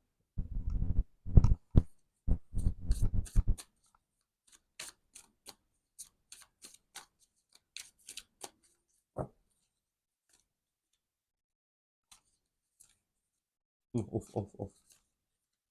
Bu kadar olur ya. Bakın bir önce ne görmüştük burada? Kılıç üçlüsü görmüştük. Üzerine şurada da kılıç sekizlisi falan görmüştüm. Bakın yaptığı bütün yanlışlar, pişmanlıklar, aldattıysa sizi, nasıl üzgün bir moda soktuysa, yani nasıl sizin için çabalamadıysa burada her şeyle yüzleşecek bir insan var. Buyurun size ilahi adaletin duygusal olarak tezahür etmesi. Bakın suçluluk duygusu yani kılıç dokuzlusu, üzüntü belki bakın bu üzüntü haliyle size meyledecek bir insan olabilir. Bakın tam mail ediyoruz. Zaten bunun hali hazırda planını yapan, bunu düşünen bir insan var burada. Elbette herkes için mümkün olmayacaktır ama görüyorsunuz kartları. Yani çok baskın bir enerji var burada. Dilerim yani bu açılımla uyumlanan herkes gerekli özürleri alır, gerekli adımları alır.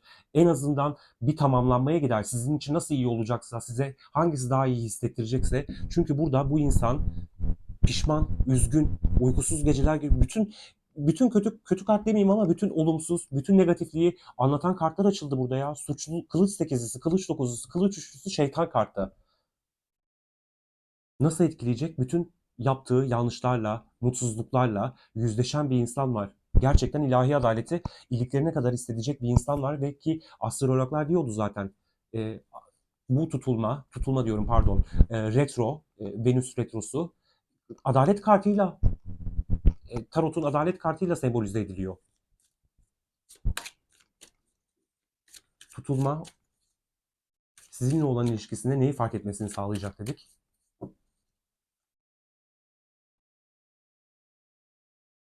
Mutluluk mutlu olmanın doğru yolda olduğunu anladığımı okuyamadım kusura bakmayın. Mutlu olmanın doğru yolda olduğum anlamına geldiğinin farkındayım. Bakın neleri fark edecek sizinle ne kadar mutlu olduğu zamanları. Öyle bir idrak yaşayacak ki belki yaşıyordur hali hazırda yaşıyordur ve ne bileyim gururu yüzünden yani yaptığı yanlış seçimler yüzünden belki gururu birazcık daha kırılacak diye adım atamadığı şeyler yüzünden yaşayacak bu durumları. Burada çok şey var ya. Hani iliklerine kadar o acıyı hissedip sizinle olan geçmiş yani buraya bir kupa altılısı gelirse iyice şey yapacağım. Ne derler? Bir sonraki sorumuzda gelir mi diye çok bekleyeceğim bakalım. Yani bu sorumuzu tasdiklesin bize. Çünkü burada gerçekten sizinle geçirdiği mutlu zamanları, mutlu anıları düşünen bir insan var. Bakın bu sistem tarafından ona akıyor olabilir ve hali hazırda yaptıkları yüzünden, yanlış seçimleri yüzünden yani içine kendini öyle bir duruma sokmuştur ki geceleri uykusuzdur ve tamamen böyle bir idraka geçecek olabilir. Yani Yunuslar var burada ya. Ruh eşi kartı döndü ama tekrar gelirse kabul edeceğim. Kime nasıl büyük bir yanlış yaptığını fark edecek olabilir. Neyi fark etmesini sağlayacak dedik. Bakın ya çektim geldi görüyor musunuz?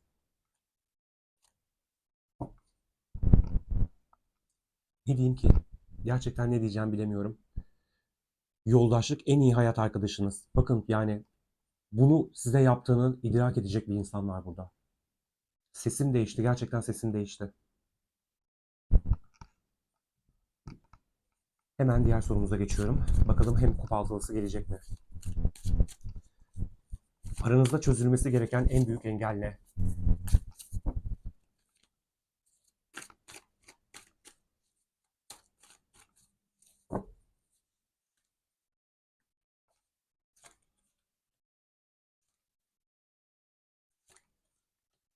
Kupa altılısı gelmedi. Şöyle de bakayım. Yok, gelmedi. Bakın, dengeleyemedi o duygusal yaşantısı. İçinde çok acı çekiyor ama dışarıya bunları yansıtmayan bir insan var. Bu hala düşünme halinden çıkmalıyım, bir eyleme geçmeliyim. Bu sonuç ne olursa olsun bizi tamamlamaya getirsin. Keskin, net bir tamamlanmaya getirsin. Çünkü ben bu girdabın içinde boğuluyorum dediği bir enerji var. Buraya hangi kart destekle almak istiyorum? Şununla alayım. Aranızda çözülmesi gereken en büyük engel ne dedik? Bakın, bu belirsizlik işte. Bu, yani oturup hiçbir eylemde bulunmaması, hiçbir girişime bulunmaması, sadece oturduğu yerden umması, ben istiyorum, olacak, eğer doğru adımları atarsam olsun. Bu durum benim için içinde bir umut taşıyor. Dediğim gibi o kadar üzgün bir halde ki siz onu, belki bazılarımız gerçekten resti çekti, belki bazılarımız hala istemedi ama bu insan içinde hala bu acıları çekiyor. Acaba gururumu bir kenara bırakıp bir kez daha yazsam mı, bir kez daha uğraşsam mı dediği bir nokta olabilir. Bazılarımız hiç eylem görememiştir ama kötü bir şekilde ayrılmışsınızdır. Siz de rest çekmişsinizdir ona ve bu hali bir şekilde geride bırakmak istiyor. Çünkü tasa ona iyi gelmiyor. Çok uykusuz. Bakın, kaygılı, kötü bir sonuç olma ihtimaline karşı duyulan üzüntü, bu halden çıkmak istiyor ama bir yandan da bu engeli yaratan o.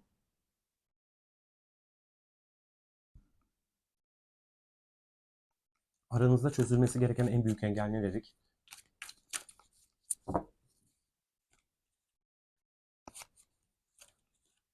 Üçüncü.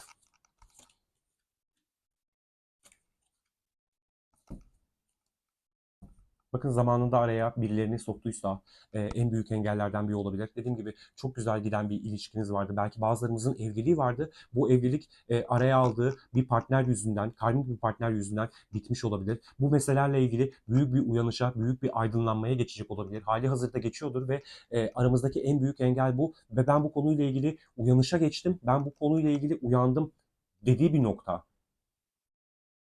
Yüzü yoktur belki. Yani bu yaptığı bu bütün zorluklar, araya aldığı bu kişiler, bu durumlarla ilgili size gelecek ve siz de ona res çekeceksiniz. Korkusu bu. Çünkü belli bir idraka ulaşmış görünüyor bu insan. Işık yolu destesine de sormak istiyorum bu uyanışı.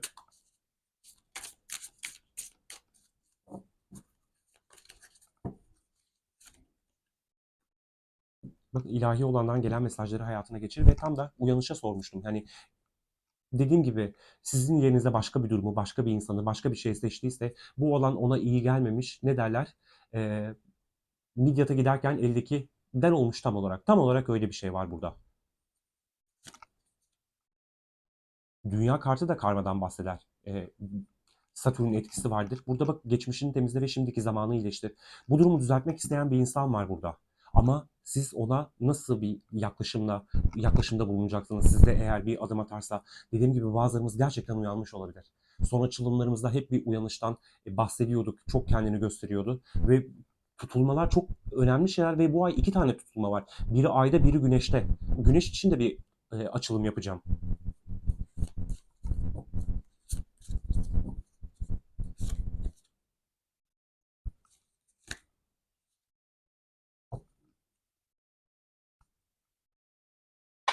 Tam olarak idrake geçtiği şey gerçek aşk, koşulsuz aşk.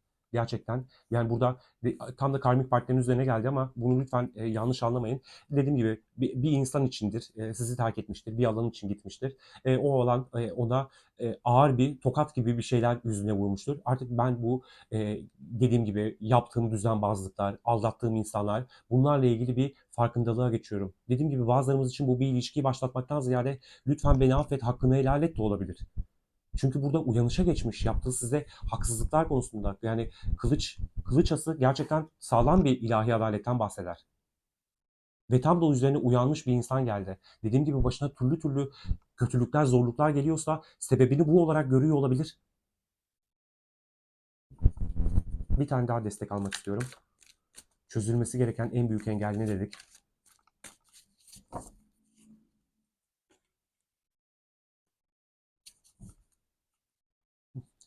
Meditasyon, zihinsiz. Dediğim gibi, yani sanki Artık sen uyandın, her şeyin de farkındasın, bilincindesin, başına ne geliyor, neden istediklerin olmuyor. Bunlarla ilgili çok büyük bir idraka geçtin. Ama artık düşünmek yerine, zihnini patlarcasına düşünmek yerine artık eyleme geç diyor kartlar ona. En büyük engel eylemsiz kalışı. Hemen bu da bana diğer sorumuza geçme fırsatı, imkan tanıyor. Peki tutulma sonrası sizinle doğrudan bir iletişim, bir adım, bir mesaj, herhangi bir girişim olacak mı?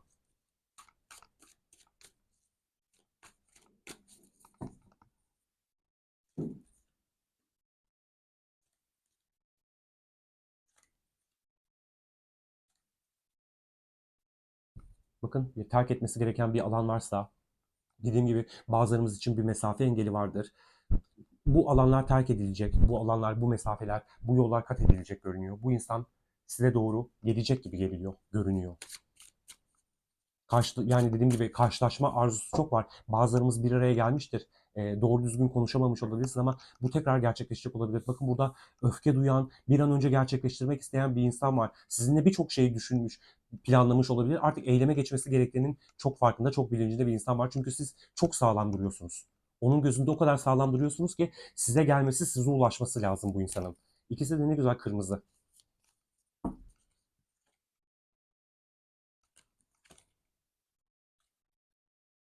Bakın o kadar çok idrak etmiş olabilir ki yani güveni kırılmış olabilir. Artık eskisi gibi o neşeli insan, o her şeyi yapabilecek potansiyeldeki insan gitmiş de yaşadığı zorluklar, o karmatik durumlar, araya aldığı yani sanki canını okumuşlar onun ya.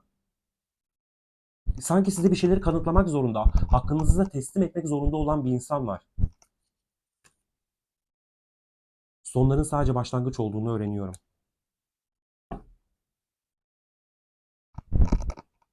Buraya destek almak istiyorum. Hangi? Şunu alalım. Tutulma sonrası size doğru bir iletişim, bir adım, bir mesaj, herhangi bir gelişme olacak mı dedik.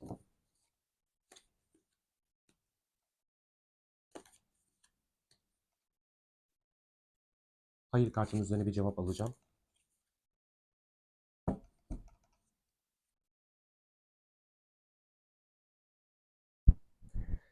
Şöyle bir şey yapmıştım. Şöyle 90 tane kartımız var. Bu evetli, hayırlı, belki bir kart. Hayır'a dedim ki hayır ya da evet geldiği zaman bununla alacağım. İletişim üzerine neden hayır dedin?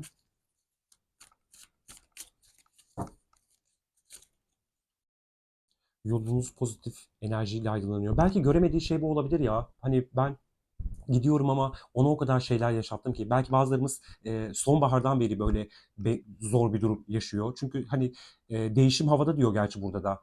Cevabınız sonbaharda geliyor. Bana ama çok şey hissettirdi burası. Sonbahardan beri bu ayrılığı, bu zor süreci deneyimliyor olabilirsiniz. Ve şu anki geldiğimiz süreçte siz dediğim gibi kendi öz değerinize, kendinize o kadar kıymet veriyorsunuz ki saygınız yükselmiş olabilir. Sizi çok benzersiz bir konumda görüyor olabilir. Bu yüzden ne derler, acaba ona gidersem, bakın kuruntudan bahsediyor yine kaldık. Yani perspektifi değişmiş olabilir sizinle ilgili. Kendi inançları yüzünden, kendi algıları yüzünden. Ya ben ona gidersem o çok güçlendi, kuvvetlendi. Ne bileyim beni istemeyecek çünkü ben ona benzersiz şeyler yaşattım dediği bir noktada iletişim kurma konusunda bir yanılgı hali barındırıyor olabilir içinde. Bir tane daha alacağım buna. Ruhunuzu hafifletmenin ve her şeyi bu kadar ciddiye almamanın yollarını bulun. Cevap size gelecektir. Ya bence bu insan dediğim gibi bu cevabı alacak. Dediğim gibi bazılarımız bir süre daha bu halde kalmaya devam edecek olabilir. Çünkü bir şekilde korkuyor ya, endişeleri var bu insanın. Ama sizden bir helallik, bir hak, bir hukuk alması gerekiyor. Umarım hepiniz alırsınız o adımı, eylemi, özürü belki.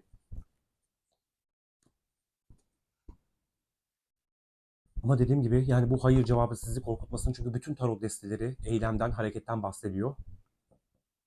Hemen diğer sorumuza geçmek istiyorum. Tutulma sizin için yeni bir başlangıcı mı yoksa bir kapanışı mı getiriyor? Tutulma sizin için yeni bir başlangıç mı yoksa bir kapanış mı getiriyor?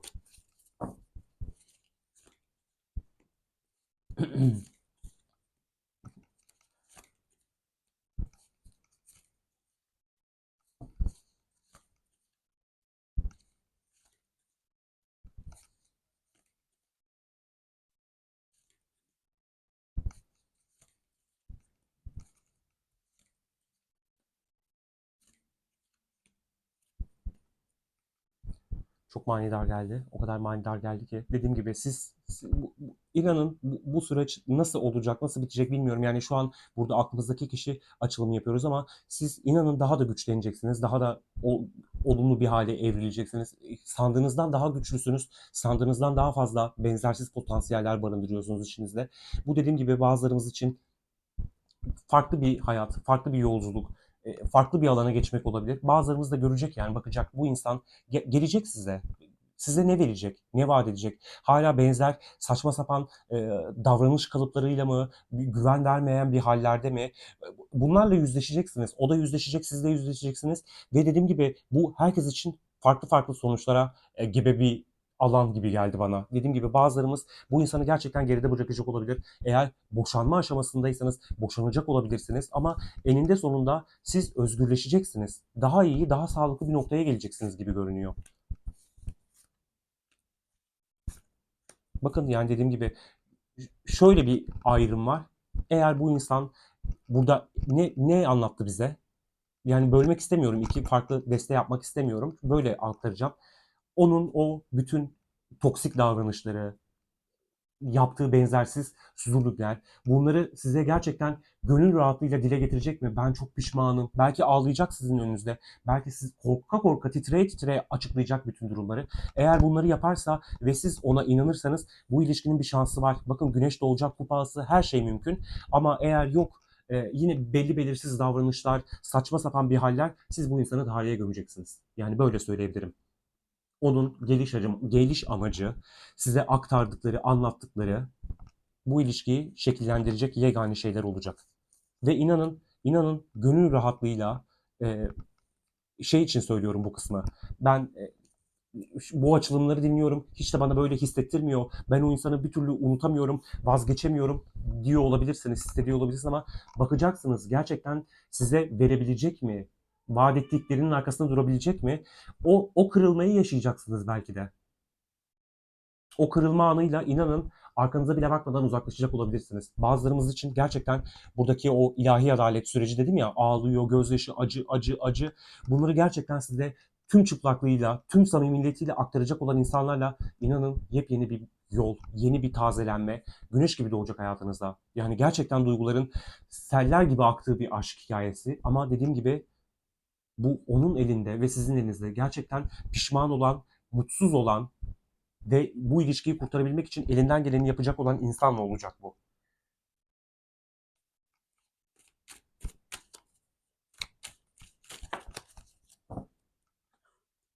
Bağlantınızı güçlendirmeye yardımcı olacak, ona kendisini kanıtlama şansı verecek bir jest yapmayı düşünüyor. Bir de bu kısım için alıyorum. Yeni bir bakış açısı kazandı. Artık kendi toksik davranışlarıyla sizi ne kadar hayal kırıklığına uğrattığını görebiliyor. Sizi dışlamak onun en büyük pişmanlıklarından biri oldu.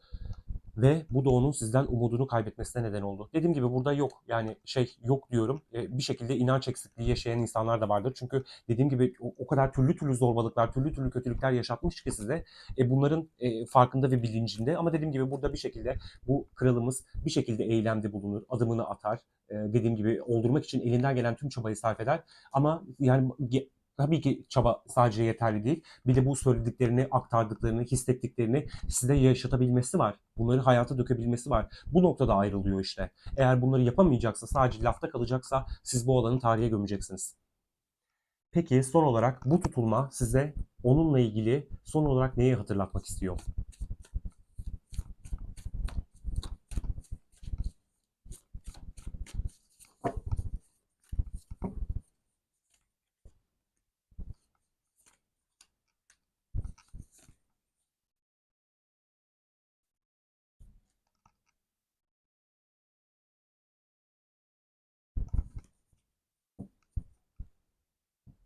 Hangi desteden? Bir de şundan da alalım.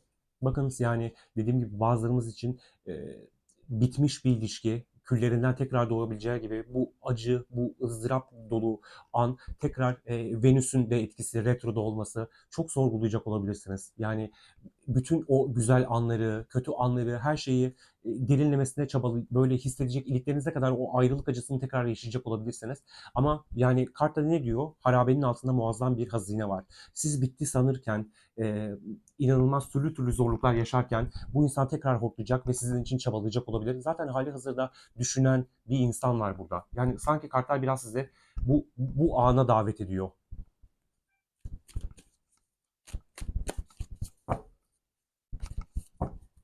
Tutulma size onunla ilgili son olarak neyi hatırlatmak istiyor dedik.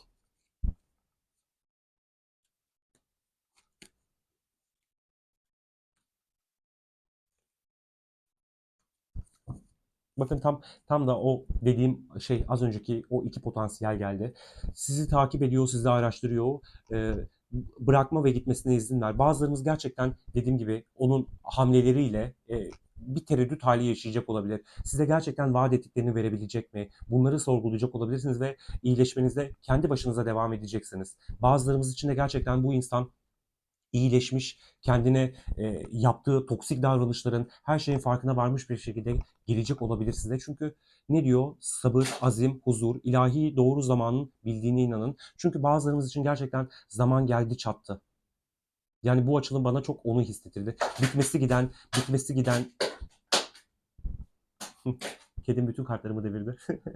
Bitmesi gereken gerçekten bitecek. Başlaması gerekenler başlayacak. Yüce Allah, Yüce Yaratan elbette bilir ama burada çok öyle bir hikaye var. Lütfen siz ne derler? Kendinizi iyi hissedecek o alanda kalmaya devam edin. Böyle zorluklar yaşıyorsunuz. E, Gezegenlerin, gökyüzünün etkisi de çok tekrar aynı şeyleri sorgulamaya davet ediyor bizi. Ama inanın her şey sizin o içinizdeki gerçek potansiyel ortaya çıksın diye var. Gerçekten kartın üzerindeki yazı çok güzel. Dediğim gibi sizin için çabalayacak olan insan bir şekilde gelecek hayatınıza ve sizi kazanmak için tekrar çabalayacak. Eğer böyle bir insan varsa ve bittiyse hala onun hakkında açılım dinliyorsanız ve bu insan böyle bir ölü taklidi yapıyorsa sizin için hiçbir uğraş, hiçbir girişimi yoksa bırakın da ne derler? Kendi iyileşmenize odaklanın. O bir olmuyorsa yani hayırda da bir hayır vardır deyip hayatınıza devam edin. Çünkü burada da üzgün, mutsuz bir insan var. Dediğim gibi bazıları bu durumu tersine çevirmek için eylemlerde, hareketlerde bulunacak görünüyor. İki tane de bu şu desteden kart almak istedim. Bunu hiç kullanmadık bu açılımda. Bir tanesi bakın ne diyor. Umarım benim için beklersin.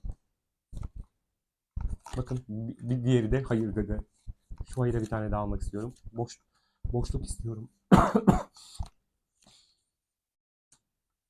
Gittim çünkü bana git dedin.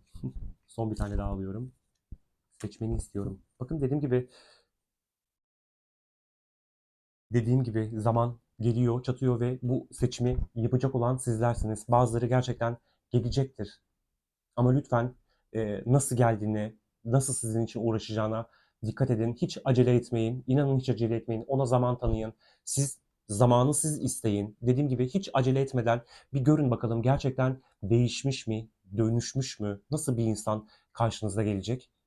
Bunun tayinini, kararını verecek olan sizlersiniz. Umarım hakkınızda en güzeli kolaylıkla ve sevgiyle olur. Burada dediğim gibi acı çeken bir insan da var.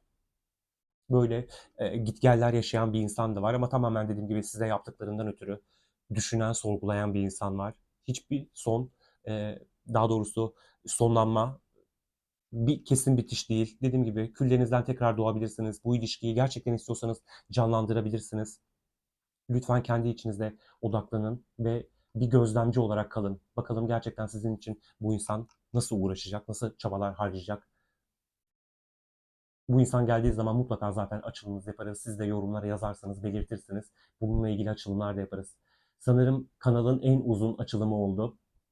Dilerim dinleyen herkese, karşısına çıkmış olan herkese en doğru bilgileri ulaştırabilmişimdir.